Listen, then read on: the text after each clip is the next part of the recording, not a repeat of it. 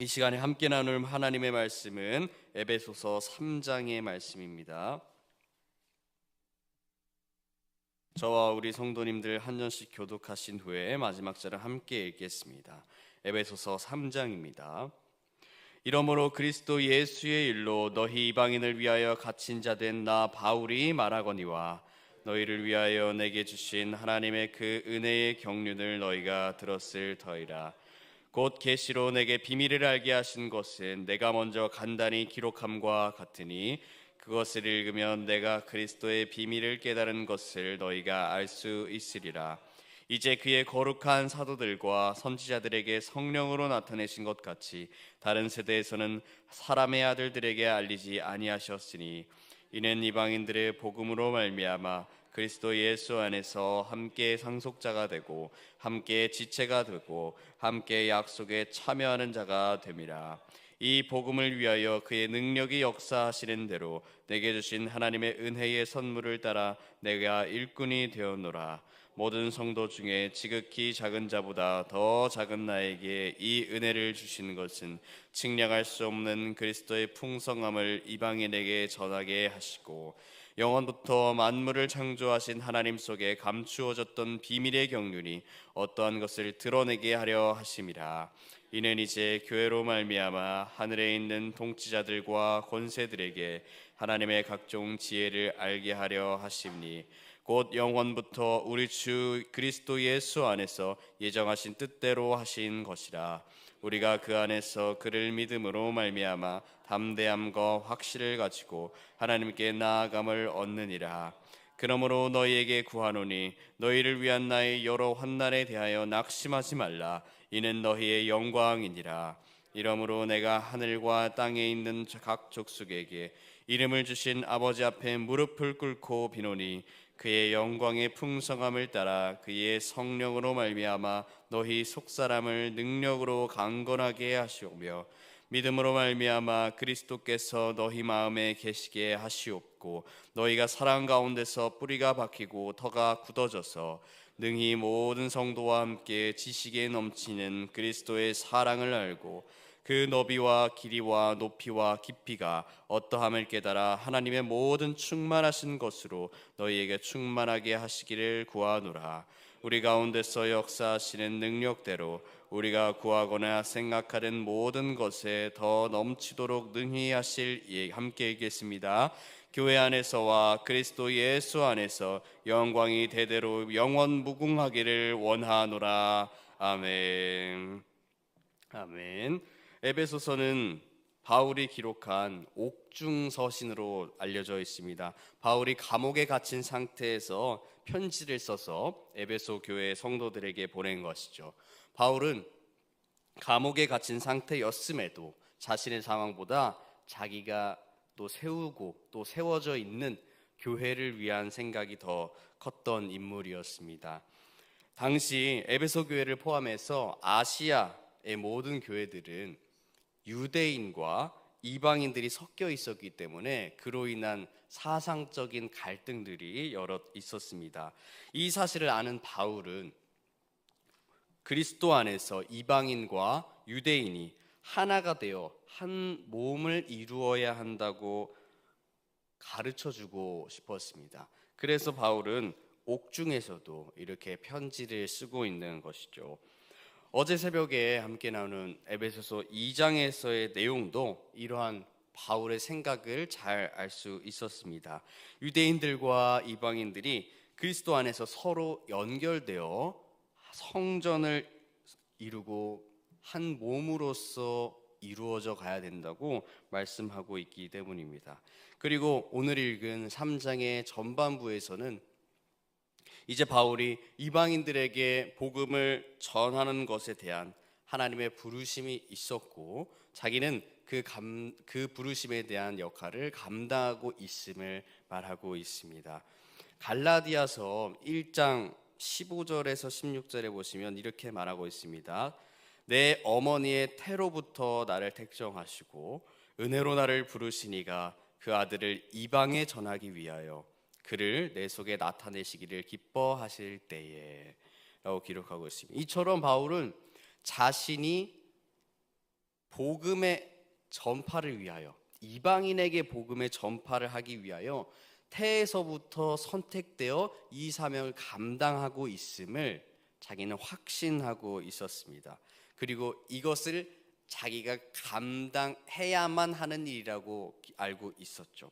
이는 오늘 우리가 읽은 3장 13절에서도 잘 드러나고 있는데요. 13절을 보겠습니다. 13절은 함께 읽겠습니다. 시작. 그러므로 너희에게 구하노니 너희를 위한 나의 여러 환난에 대하여 낙심하지 말라. 이는 너희의 영광이니라. 아멘. 바울은 현재 자신의 처지 때문에, 자신의 처지를 보고 성도들이 낙심하지 않기를 바라고 있죠. 왜냐하면 자신의, 앞에서도 말했듯이 이 복음 전파의 사명을 위하여 부르심 받았기 때문에 자기가 지금 당하고 있는 이 환난도 복음 전파를 위해 쓰임 받는 일이라고 생각했기 때문입니다. 하지만 그를 보는 성도들의 시선은 또 다를 수 있죠. 자기들에게 복음을 전해줬던 그 바울이, 우리에게 그 선생과 같은 그 바울이 환난을 당하고 있을 때 성도들의 마음은 좋지 않을 수도 있었기 때문입니다. 그래서 바울은 13절에서 같이 내가 당하는 것이 너희에게 영광이라고 이야기하면서 성도들의 마음을 진정시키고 있는 것이죠. 바울은 자신이 복음의 사도로서 이방인들에게 복음을 전하게 하셨음을 이 13장 전반부에서 다시 한번 확증하며 이제 에베소 교회 성도들에게 기도하기 시작합니다. 14절부터 19절의 말씀인데요. 이 부분을 우리가 이 시간에 함께 살펴보며 하나님께서 주시는 은혜를 함께 나누기를 소망합니다. 함께 말씀을 보겠습니다. 14절, 15절인데요. 이러므로 내가 하늘과 땅에 있는 각 족속에게 이름을 주신 아버지 앞에 무릎을 꿇고 비노니라고 기록하고 있습니다.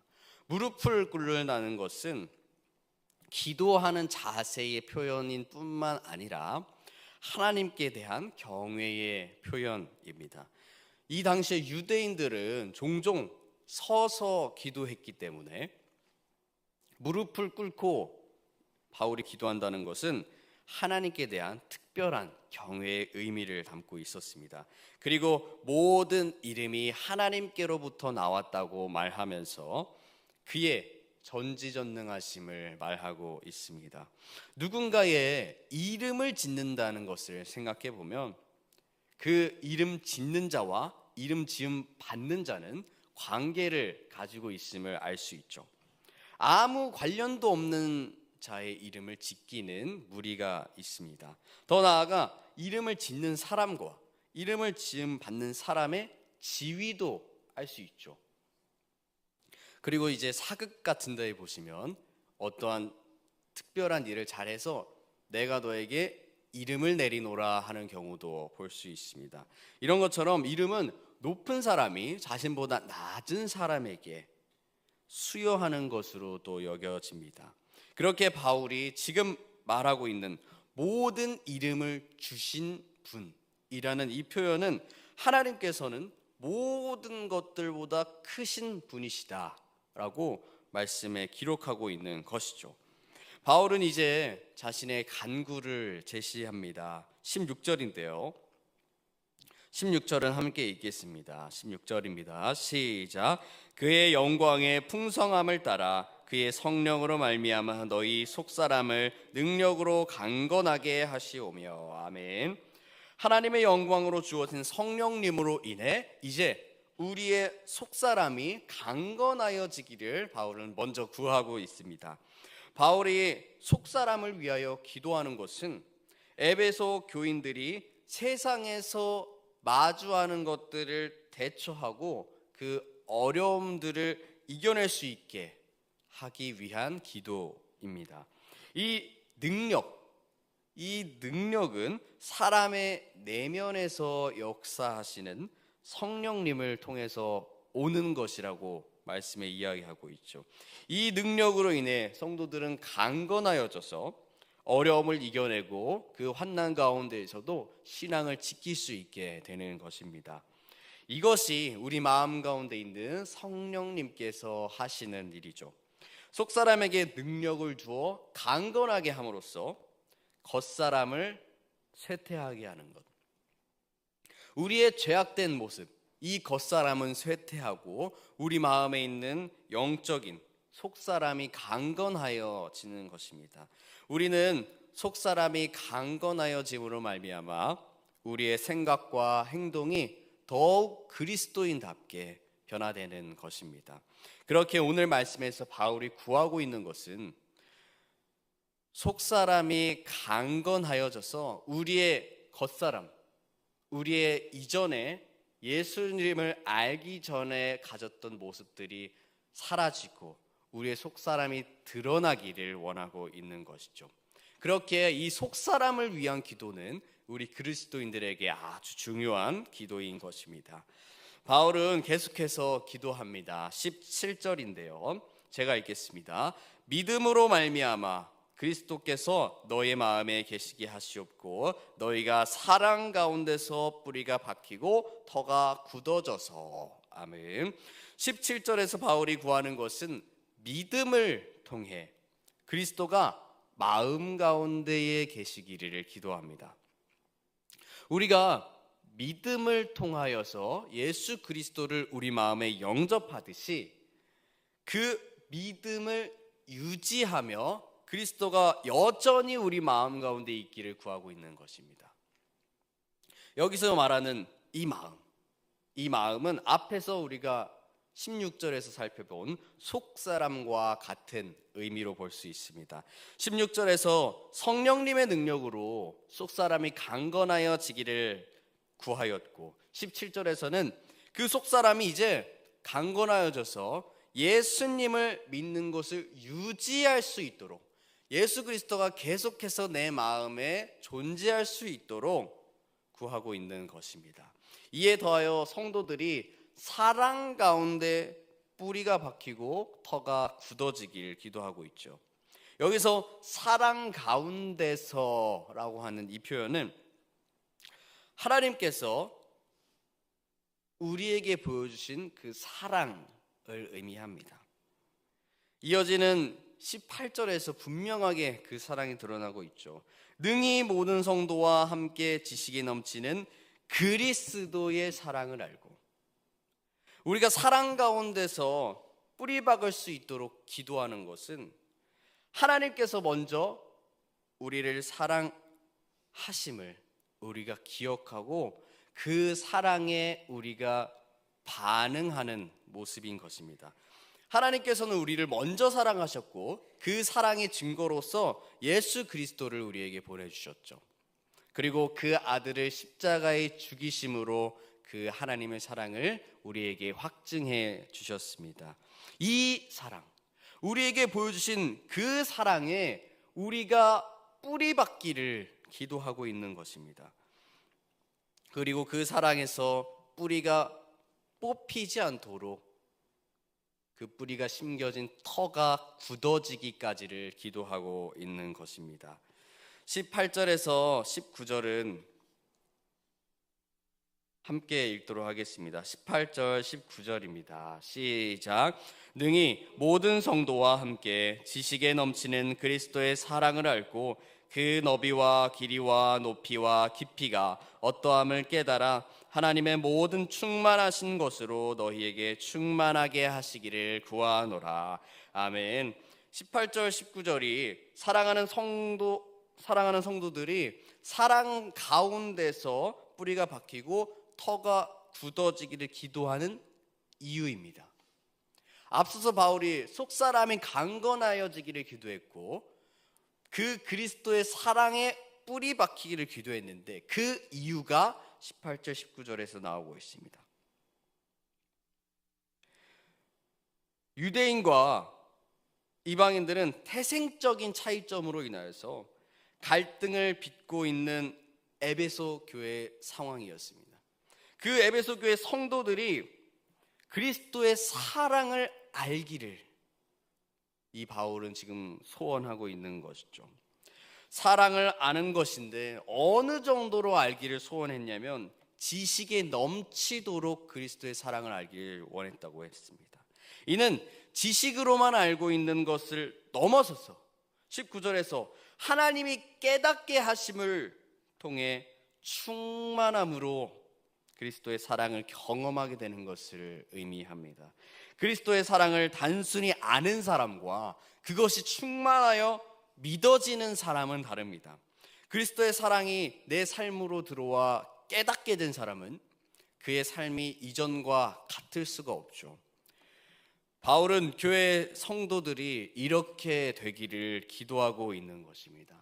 삶 속에서 그리스도의 사랑이 나타나기를, 그리스도의 사랑을 충만하게 깨달아 변화된 삶으로서 자신의 삶을 통해 그리스도의 사랑이 나타나기를 기도하고 있는 것이죠.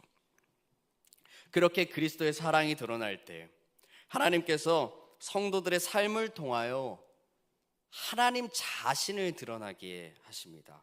저희가 손양원 목사님을 말할 때 작은 예수라고 말하는 것처럼 하나님은 개인과 또 그들이 속한 공동체의 삶을 통해 자신을 드러나게 하십니다. 그러니 바울이 드리는 지금 이 기도는 에베소 교인들 모두가 그렇게 삶에서 예수를 드러내는 자들이 되기를 소망하고 있는 것이죠.